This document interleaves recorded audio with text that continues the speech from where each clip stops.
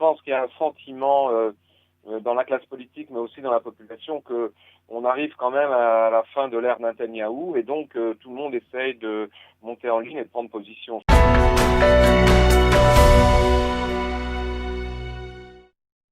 Nous allons à présent parler de campagne électorale sur Studio Qualité avec un nouveau rendez-vous tous les lundis matins.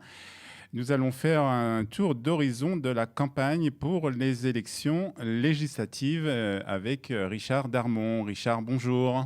Bonjour et shalom, Olivier. Merci d'être avec nous. Donc, nous allons nous retrouver tous les lundis matins, à peu près aux alentours de 8h15, 8h17, pour parler de ce qui se passe au sein d'Israël et plus particulièrement de la campagne électorale avec des élections donc au mois de mars.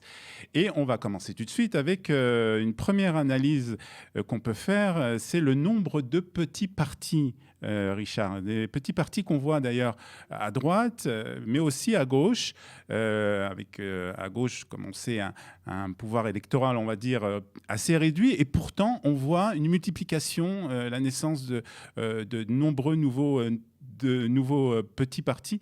À quoi cela est dû, Richard ? Eh bien, écoutez, il y a multiplication aussi bien au centre-gauche, et maintenant aussi à droite d'une certaine manière, bien qu'il y a moins de candidats en liste. J'ai totalisé, pour ce qui est de la gauche et du centre-gauche, il y a 7 listes, sans parler des partis arabes, qui d'ailleurs eux-mêmes la liste unie arabe, la liste arabe unie est en train d'éclater. Il y a deux autres partis nouveaux qui se créent. Donc en fait, la raison principale, je crois, outre les manquements du système électoral israélien qui sont une cause structurelle, dans la mesure où, si vous voulez, c'est un problème qui existe en Israël depuis très longtemps, les petits partis qui pullulent. Mais il y a une raison, je crois, plus profonde, circonstancielle, c'est qu'il y a quand même une atmosphère, sans doute à cause de la crise du corona, à cause des manifestations contre le Premier ministre. Il y a quand même, et puis la crise au sein du Likoud et de la scission qu'a provoqué Gideon Sa'ar en créant son parti Nouvel Espoir.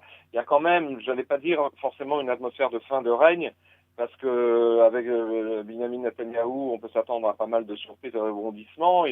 On l'appelle le magicien, à tort ou à raison, et il n'est pas dit qu'il perde complètement l'élection qui vient, mais tout de même, je pense qu'il y a un sentiment dans la classe politique, mais aussi dans la population, que on arrive quand même à la fin de l'ère Netanyahou, et donc tout le monde essaye de monter en ligne et de prendre position. Je crois que c'est la raison, disons, conjoncturelle plutôt que structurelle, attendu que dans ce système électoral israélien, tout le monde croit à sa chance. Je dois vous avouer qu'en tant qu'observateur et aussi en tant que citoyen, je suis un peu désabusé après tant d'années par le fait de voir que chacun croit que c'est le moment de prendre sa chance, et chacun pense qu'il va pouvoir devenir soit Premier ministre, soit un ministre important dans une période comme celle-là. C'est assez sidérant.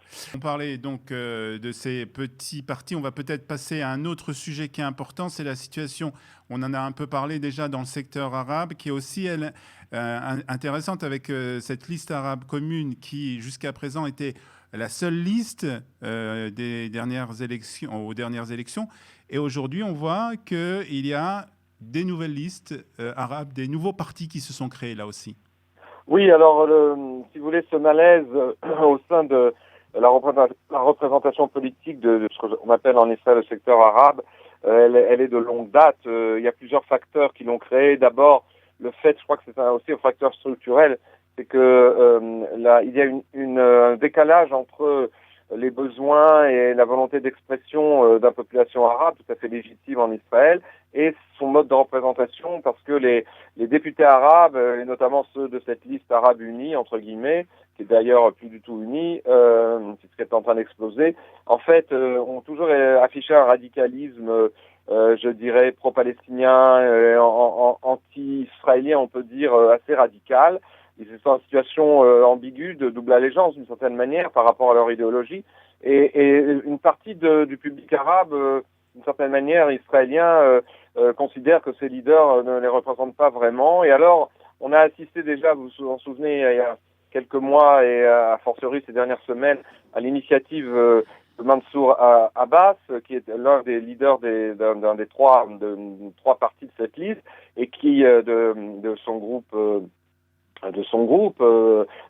qui est Balad, qui a fait une démarche en disant que comme lui, il se considérait comme un notable et un élu représentant la population, et ben il allait défendre les intérêts de la population arabe. Et donc il y a eu une ouverture, non pas vis-à-vis de Netanyahou en tant que Likoud forcément, mais en tant que Premier ministre pour s'occuper des affaires qui intéressent la population arabe, comme la violence domestique, la circulation des armes illégales, ce que les Arabes, à tort ou à raison, appellent les manquements de la police israélienne, qui à leurs yeux n'intervient pas ce qui est quand même assez bizarre du point de vue nationaliste chez eux, n'intervient pas assez pour rétablir l'ordre. Bref, il y a eu déjà un frémissement avec cette démarche de Mansour. Et puis, bon, évidemment, le Likoud, à sa manière, s'est servi de cette démarche pour essayer de repêcher quelques voix. C'est un signe, d'ailleurs, un autre signe, d'après moi, d'alarme pour Netanyahou. On voit aujourd'hui que le Likoud essaye de pêcher quelques voix en secteur arabe.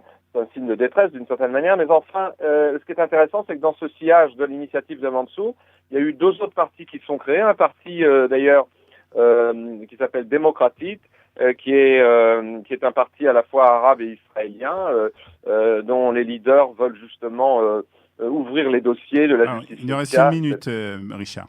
Voilà.